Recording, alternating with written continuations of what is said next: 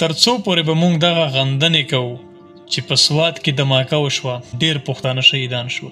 په وزیرستان کې دماکه وشوه، ډېر پښتانه شهیدان شول، یا په پېښور کې وشوه، یا په بنو سوات یا نورو علاقو کې. ملګرو، انقلابونه په خبرو نه راځي.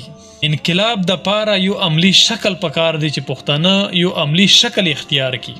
د انقلاب د پاره د یو فکر ضرورت دی. ملګرو، ترڅو پورې چې موږ دغه خیالي پولونه پخو، انقلاب برازي، انقلاب برازي، زب د تا پتمه او ته زما پتمه. خدای قسم کې انقلاب دی راوستو.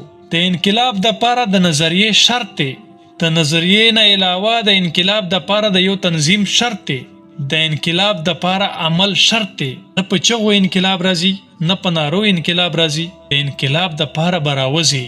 د انقلاب د پاره به خپلو خواهشاتو ته شکست ورکوي چې کوم ارزي خواهشات دي دغه به پرېږدي سایډ ته، او د خپل را روان وخت دپاره محنت کوي، کوشش به کوي، هر پښتون ته به سوچ ورکوي، نظر به ورکوي، د خپل تاریخ نه به یې خبروي، د خپل ثقافت نه به یې خبروي، د خپل را روان مستقبل نه به یې خبروي.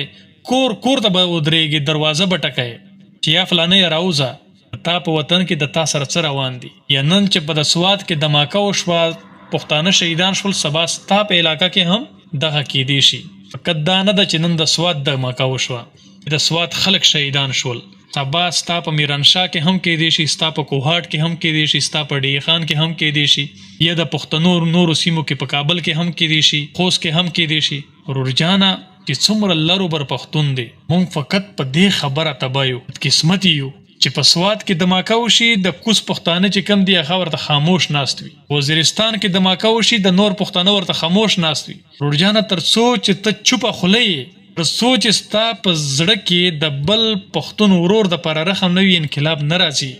او نه په دې وخت تېرېږي چې زیاتې وشو، موږ سره ډېر زیاتې روان دی. پښتونه د تا سره په کم تاریخ کې زیاتې نه ده شوې. ستا کم یو نر لیډر پاتې شوی دی چې کم در پسې نر پیدا کېږي، هغه درته شهید کوي.